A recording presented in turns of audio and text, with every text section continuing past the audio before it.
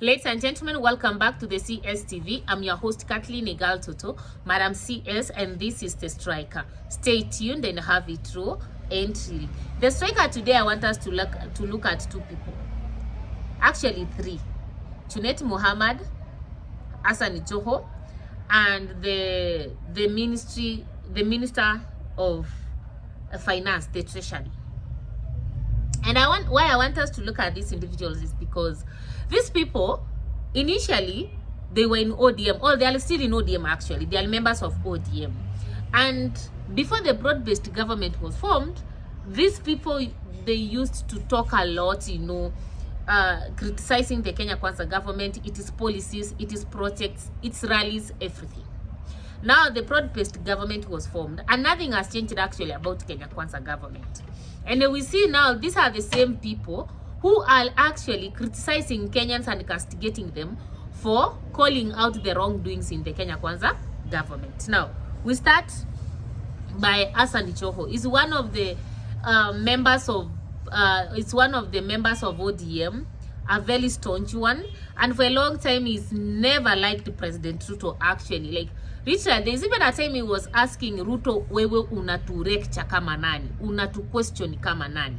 But now we see Junet Joho the other day in Taita Taveta was saying that actually President Ruto's projects are okay, Kenya yesi buildiwa in the internet, etc.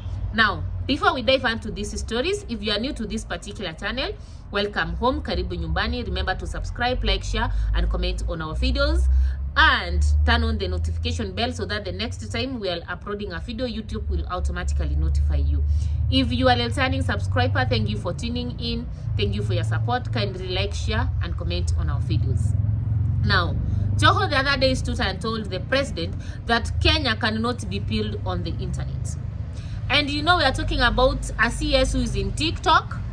Mwenye alikuwa napiga mbicha TikTok wakitibishana na the governor of Nairobi, that is Governor Sakaja. You remember that time of Priscilla Waimani? If you go to TikTok, I think you are likely to find that clip there. We're talking about politicians who are in Twitter, who have gotten their fellowship, their followers, their huge following and their big support, cut it off Twitter, Instagram, Facebook, etc.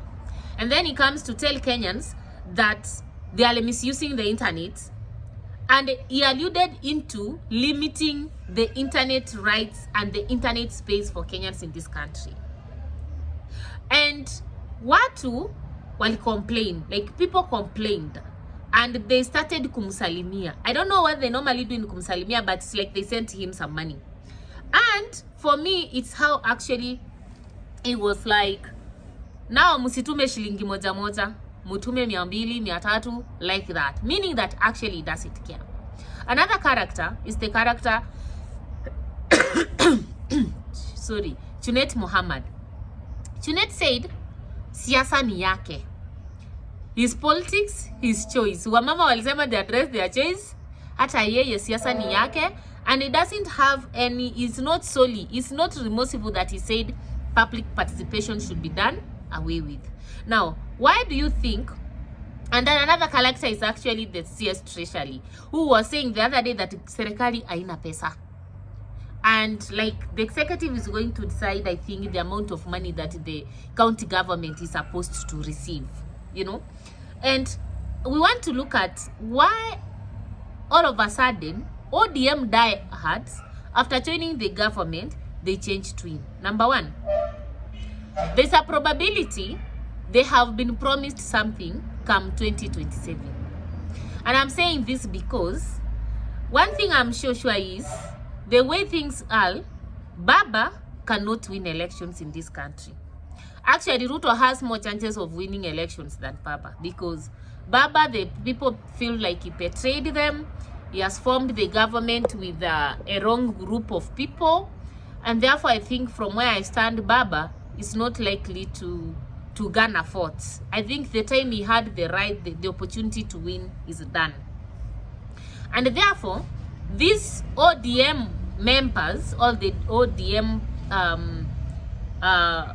people, they have to please President Ruto so that come 2027, it said that they are going to form a coalition with the ODM and they are going to get positions in the government. So that's the first thing, I think, why these people all of a sudden are singing to Ruto's tune. And also, if Baba wins AU, and I'm saying if Baba wins in AU, it means Baba will not be part of the local politics. And these people without Papa, they are going to be nobodies. And therefore, they have to start looking for a house to shelter when Baba will be away. And I think from where I stand, that's why the likes of Junet Mohammed and Joho are actually supporting Ruto, because they know in the absence of Papa, they need to make friendship and a good relationship with Ruto. Number two, it is because they are paying Deni.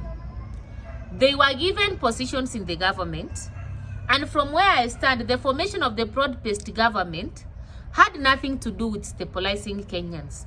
It had everything to do with Nipe, Nikupe. If we start from Ruto and Raila, Ruto is to support Raila for the AU chairmanship, and Raila is to do what? Is to give him support with the government deals and everything that Kenyans are rejecting. That's why the other day you saw Raila defending the Adani deal, private-public partnership, saying that Kenyans hatunge afford hiyo pesa, so the Adani was the right thing to do.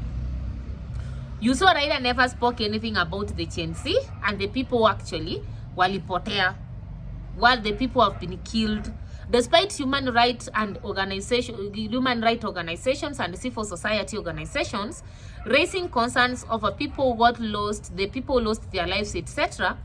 For the first time, we see Baba very quiet, as if nothing is happening. In fact, we see the likes of Papuwino now very vocal, and the likes of Sifuna are the ones who are now tetealing the common citizens, when actually this is something Baba has been doing for a long time.